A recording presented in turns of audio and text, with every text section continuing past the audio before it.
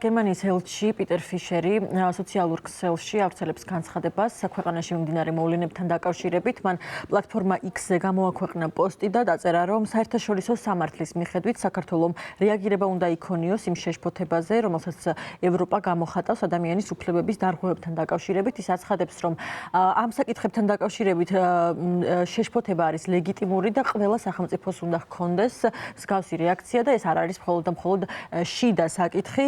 ჩვენ ვთანხმდებით, უსაფრთხოება შეუძლებელია ადამიანის უფლებების დაცვისა და დემოკრატიული ინსტიტუტების ფუნქციონირების გარეშე, წერს გერმანიის ელჩი საქართველოში პიტერ ფიშერი პლატფორმა X-ზე, ასევე ევროპარლამენტარი ნატალი ლუაზო აქვეყნებს განცხადებას ტვიტერზე. ის ეხმაურება ირაკლი ყობახიძის განცხადებას, სადაც მან ისაუბრა სავარაუდოდ საქართველოს პრეზიდენტის დაკავებაზე და მან განაცხადა, რომ ირაკლი ყობახიძე, რომელიც გაყალბებული არჩევნებით მოვიდა, ლეგიტიმურ პრეზიდენტ სალომე ზურაბიშვილს ემუქრება და მას გისოსებს მიღმა წარმოიდგენს. ჩვენ არ დაუშვებთ, რომ მმართველმა პარტიამ ქართველი ხალხისა და მათი პრეზიდენტის თავისუფლებას ძირი გამოუთხაროს, წერს ევროპარლამენტარი ნატალი ლუაზო პლატფორმა X-ზე. ასევე რესპუბლიკელი კონგრესმენი და მეგობარი აქტის ავტორი ჯო უილსონი ავრცელებს განცხადებას. მან დაწერა, რომ საქართველოში ჩატარებული არჩევნების შესახებ ეუთო ოდირის დასკვნის განხილვის შემდეგ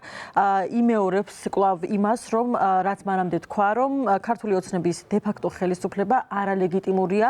პრეზიდენტი სალომე ზურაბიშვილი ერთადერთი ლეგიტიმური ძალაა.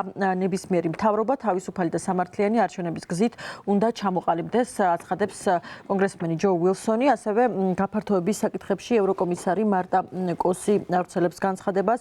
მან დაწერა, რომ ეუთო ოდირის საბოლოო დასკვნა საქართველოს ბოლო საპარლამენტო არჩევნებში სერიოზულ ხარვეზებს ადასტურებს და ხელისუფლებამ სწრაფად უნდა მიმართოს პრიორიტეტულ რეკომენდაციებს, რათა დაიბრუნოს ნდობა, აღიარება და უზრუნველყოს ევროპული მომავალი. მან ეს განცხადება გამოაქვეყნა პლატფორმა X-ზე, ასევე სოციალურ ქსელში ვრცელდება ასეთი სიახლე, რომ თავისუფალი ბიზნესების განცხადებას უკვე 2200-ზე მეტი ხელმომწერი ჰყავს და განცხადებაში, რომლის ირგვლივაც ბიზნესები გაერთიანდნენ, ნათქვამი არის, რომ მე წაგიკითხავთ ამ განცხადებას, რომ არსებული კრიზისი გაცდა პარტიული პოლიტიკის საზღვრებს და გარდაუვალი სოციალური და ეკონომიკური საფრთხის წინაშე აყენებს ქვეყანას. აუცილებელია ვითარების სასწრაფო დეესკალაცია. დეესკალაციას ყველაზე პრაგმატული გზა არის ახალი არჩევნების დანიშვნა და ბოლო პროცესების დროს დაპატიმრებული ადამიანების ახალ გათავისუფლება. ჩვენ ქართული ბიზნესების წარმომადგენლები ვართ, რათა პასუხისმგებელი ქვეყნის ბედზე და მის შეუქცევად განვითარებაზე განურჩევლად ჩვენი პოლიტიკური